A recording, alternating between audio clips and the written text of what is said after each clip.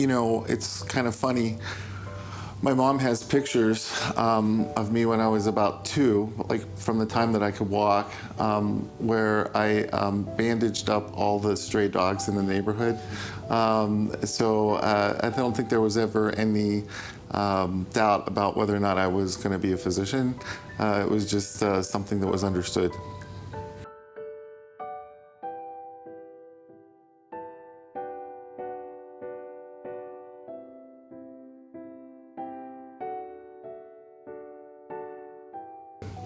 I was born in southwestern Pennsylvania, a small town, Uniontown, which was about 60 miles southwest of Pittsburgh. Very rural, very tiny. Only wanted to get out of that town. So I went to college at the University of Pittsburgh, went to medical school in Philadelphia, and did my first year of training in New York City. I didn't have the money to afford medical school, so I had a military scholarship. So I spent 4 years in the United States Navy before I went back and did my emergency medicine training.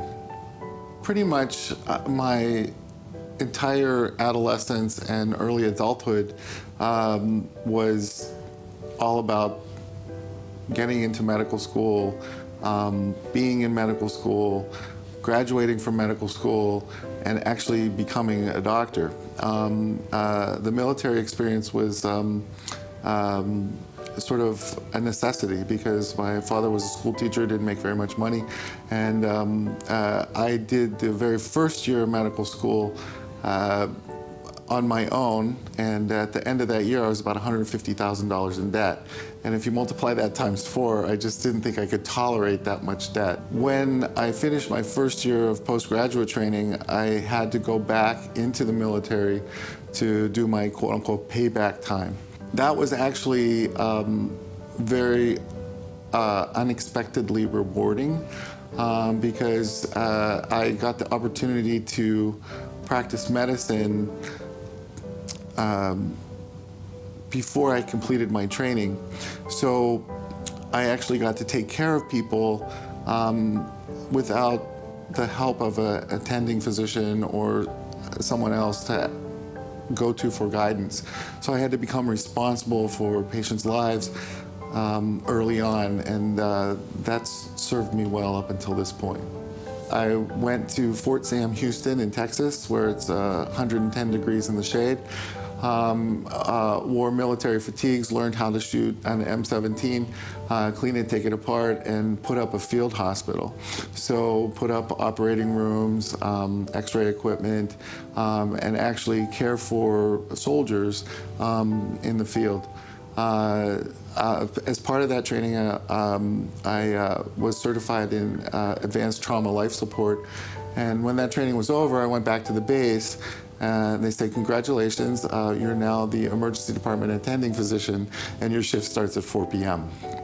I had to get very comfortable very early on with taking care of people inside the emergency. When the decisions that I make have the biggest impact on their future, their health, their security, their well-being.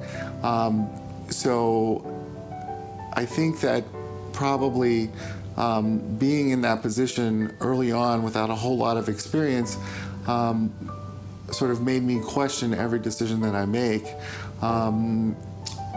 and really made me want to be the very best at what I do, because I'm the only thing that stands between that patient and death or disability. So the decisions that I make are extremely important and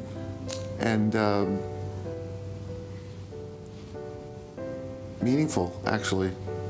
So when I think back about those early experiences just right out of medical school and in the military, I think that had a profound effect on my decision to become an emergency medicine specialist. When I finished the 4 years in the military, I needed to do a specialty training in emergency medicine. Unfortunately, while I was in the military, I developed cancer. And because of the cancer, the military wasn't sure they wanted to let me go when my time was up. So when it came to time for my tour of duty to be up, they extended me indefinitely pending a medical board because I needed surveillance for the cancer and I wasn't fit for full duty, so I couldn't really be discharged from the military. So all of my relatives and my friends wrote letters to congressmen, and I actually met Al Gore at the time, who was a senator in Tennessee, and eventually I was able to get out of the military, but I got out of the military at an odd time. Residencies begin in July, and I was out of the military in late August or early September. So the spots that I had applied to couldn't hold the space for me, so I had no place to go. So I wrote letters to all of the hospitals that had emergency medicine training in the United States of America, and I got one response back from a hospital in Cleveland, Ohio, where the director of medical education was a colonel in the military, in the Air Force. My story sort of resonated with him, and he said that they didn't have a spot. But why don't I fly in and meet with the director of the emergency department, and if it was a good fit, that they would make a spot for me. So I ended up in Cleveland, Ohio, as an emergency medicine resident in 1989. That was the most amazing experience of my life, actually. The director of the emergency department there was a really special guy, who to this day is a mentor of mine. But he never lost his fascination for the human condition and medicine in general. And he was always excited to go see another patient. I spent 3 more years of postgraduate training in Cleveland with Dr. Battisi, and I graduated from that program in 1992.